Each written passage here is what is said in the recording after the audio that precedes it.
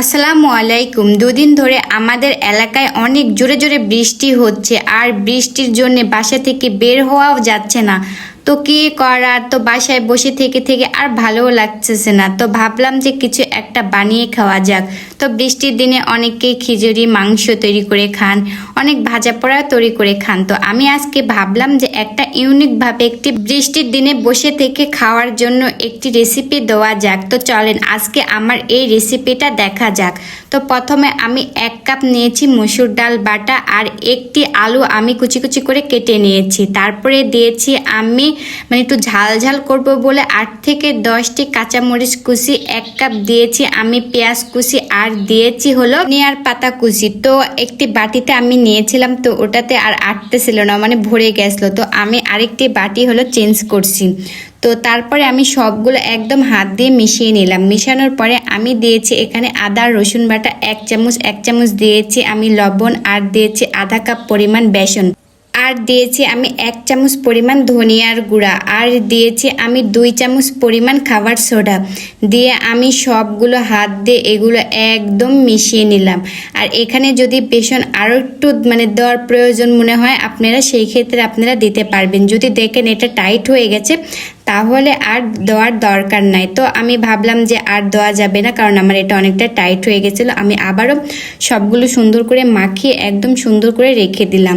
তো রেখে দেওয়ার পরে আমি একটি প্যানে অল্প কিছু পরিমাণ তেল গরম করতে দিয়েছিলাম, যেহেতু এগুলো ডুবো তেলে না ভাজলেও হবে। তো আমি এই ভিডিওর আগে 1 চার আমি ভেজে নিয়েছিলাম, সেটা আমার ভিডিওতে উঠেনি। আমি মোবাইল ধরে দিয়েই যাচ্ছি কিন্তু আমার ভিডিওটা চালু করতে আমার মনে ছিল না। তো আমার 1 চার কিন্তু হয়ে গেছে। তো তারপরে আমি আরেকটি চার আপনাদেরকে দেখাচ্ছি। দেখেন, ঠিক আমি যেভাবে দিচ্ছি এইভাবে দেওয়ার চেষ্টা করবেন, তাহলে কিন্তু এটা খেতে অনেকটা ভালো লাগে। তো আমার সবগুলো দেওয়া হয়ে গেল, দিয়ে এই পাশ যখন হয়ে গেল তখন আমি উল্টে দিলাম। একদম মিডিয়াম লো হিটে এগুলো ভেজে নিতে হবে, না হলে কিন্তু একদম উপরে পড়ে যাবে আর ভিতরে কিন্তু কাঁচা থাকবে, তেলে কিন্তু এটা খেতে ভালো লাগবে না। এটা আপনারা খালিও খেতে পারেন কিংবা ভাতের সঙ্গেও কিন্তু এটা খেতে পারেন। এটা কিন্তু আসলে অনেক মজা ছিল, কারণ এখানে আলু আর ডাল ছিল, একটা অন্যরকম টেস্ট হয়েছিল।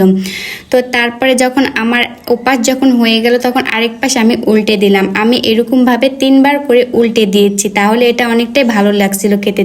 তো বৃষ্টির দিনে আপনারাও চাইলে কিন্তু এইভাবে ডাল আর আলুর বড়া এভাবে বানিয়ে খেতে পারেন। এটা কিন্তু বাচ্চা সহ বড়রাও কিন্তু পছন্দ করবে, এইরকম যদি নাস্তা তাদের কাছে যদি আপনারা দেন। তো আমার বাসায় কিন্তু সবাই অনেক পছন্দ করছিল এবং অনেক প্রশংসা করছিল যে অনেক টেস্ট হয়েছে।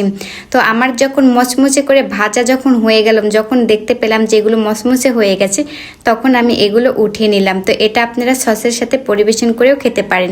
তো আজকের ভিডিওটা কেমন লাগলো অবশ্যই কমেন্ট করে জানাবেন, আর এটা বাসায় তৈরি করে আমাকে কমেন্ট করে জানাবেন কেমন লাগছিল।